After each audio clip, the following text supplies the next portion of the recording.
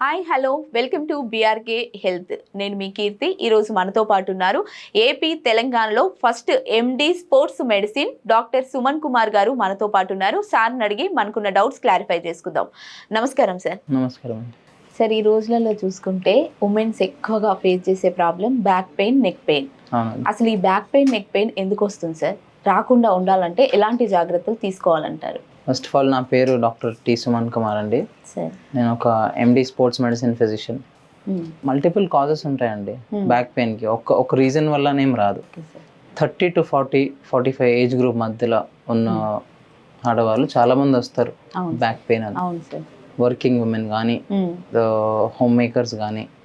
ఎందుకు ఆ working women పాపులేషన్లో pain ఎందుకు వస్తుంది అంటే దే ఆర్ కూర్చొనే ఉంటారు. లాంగ్ టైం కూర్చొని ఉన్నప్పుడు వాళ్ళ పాస్చర్ కొంచెం తప్పుగా పోవచ్చు. లేకపోతే మనం కూర్చొనే ఉన్నప్పుడు ఒక సైడ్ ఇలా బెండ్ అయిపోవచ్చు. లేకపోతే అలాగే కూర్చొని ఎవరి కంఫర్ట్ జోన్లో వాళ్ళు కూర్చొని ఉంటారు. సో బట్ అది పాస్చర్ కరెక్ట్గా ఉందా లేదా అని చూడరు అనమాట. దానివల్ల ఇంబ్యాలెన్సెస్ వస్తాయి. ఇంబ్యాలెన్సెస్ అంటే ఇప్పుడు స్పైనల్ కార్డ్కి ఇటుపక్క అటుపక్క మజిల్స్ ఉంటాయి. ఒక సైడ్ మజిల్స్ ఎక్కువగా షార్ట్ అయిపోవడం, ఇంకో సైజ్ మజిల్స్ ఎక్కువగా స్ట్రెచ్ అయిపోవడం, ఇలాంటి ఇబ్బందుల వల్ల బ్యాక్ పెయిన్ వచ్చే అవకాశం ఉంటుంది. హోమ్ మేకర్సే అనుకోండి, సపోజ్ వాళ్ళు ఎక్కువసేపు నిల్చొనే ఉంటారు, ఎక్కువసేపు పని చేస్తుంటారు, ఆర్ వాళ్ళకి ఇంట్లో ఉన్న పని చాలా ఎక్కువ ఉంటుందండి. యాక్చువల్లీ ఉన్న పనులన్నీ ఇంట్లో చూసుకుంటారు కాబట్టి దానివల్ల ఎక్కువ ఇబ్బందులు రాకుండా ఉండాలంటే ఎలాంటి జాగ్రత్తలు తీసుకోవాలంటారు సార్? కొన్నిసార్లు ఓన్లీ హార్మోన్ ఇంబ్యాలెన్స్ వల్ల కూడా వచ్చేస్తుందండి. అంటే టిపికలీ 45 రీచ్ అయ్యారనుకోండి, అప్పుడు ఆ మెనోపాజల్ టైంలో కూడా హార్మోన్ ఇంబ్యాలెన్స్ చాలా ఉంటుంది. ఈవెన్ మెనార్కీ టైంలో కూడా హార్మోన్ ఇంబ్యాలెన్స్ చాలా ఉంటుంది. సో ఆర్ మెన్స్ట్రల్ సైకిల్ రెగ్యులర్గా వచ్చేటప్పుడు చాలామంది విమెన్ చెప్తారు సైకిల్స్ క్లోజ్గా ఉన్నప్పటికీ వాళ్ళకి పెయిన్ వచ్చేస్తుంది. అది ఎందుకు అంటే ఆ టైంలో కొంచెం ఆ జాయింట్ లెవెల్లో ఫ్లూయిడ్ కొంచెం తక్కువగా ఉండి హార్మోన్ ఇంబ్యాలెన్స్ వల్ల, దానివల్ల ఎక్కువ లోడ్ పడి కూడా పెయిన్ రావచ్చు. డెఫినెట్లీ ప్రివెన్షన్ గురించి మాట్లాడాలంటే exercise is a single answer. Exercise అనగానే ఏం ఎక్సర్సైజ్ చేయాలి, ఎవరు ఎలాంటి ఎక్సర్సైజ్ చేయాలి. ఎక్సర్సైజ్ అనగానే కొంతమంది వెయిట్ లాస్ కోసమే ఎక్సర్సైజ్ చేస్తూ ఉంటారు. అలా కాకుండా ఎక్సర్సైజ్ అనేది మన బాడీలో మజిల్స్ని ఒక కొంచెం కొద్దిగా ఇంటెన్సిటీతో రెగ్యులర్గా యాక్టివేట్ చేస్తూ ఉండడం ఎక్సర్సైజ్.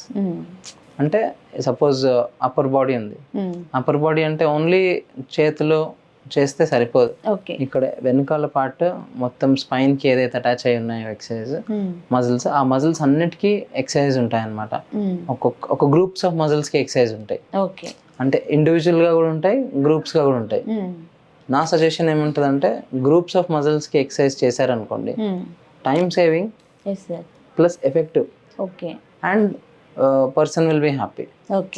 ఎవరికైనా స్పెసిఫిక్గా నేను ఫిట్నెస్కి వెళ్ళి ఫుల్ ఎక్సర్సైజ్ చేయాలి, అన్ని మజిల్స్ పెంచాలనుకున్న వాళ్ళు చేస్తారు ఇండివిజువల్ ఎక్సర్సైజ్ కూడా. కానీ గ్రూప్స్ ఆఫ్ మజిల్స్ ఎక్సర్సైజ్ చేస్తే ఓవరాల్గా దే విల్ బీ ఫైన్.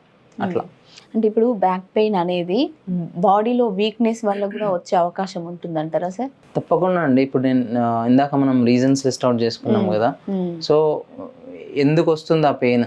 ఇప్పుడు ఎక్కువసేపు నిల్చొని ఉన్నాం, ఎక్కువసేపు కూర్చొనే ఉన్నాం, ఆ టైంలో మన బాడీ యొక్క వెయిట్ డెఫినెట్లీ వెన్నుముక్క అంటారు, స్పైన్ ఇస్ బ్యాక్ బోన్ కదా. సో మొత్తం బాడీ వెయిట్ వచ్చి దాని మీదే పడుతుంది. అప్పుడు దాని చుట్టూన్న మజిల్స్ అన్ని స్ట్రాంగ్గా ఉన్నాయా లేవా?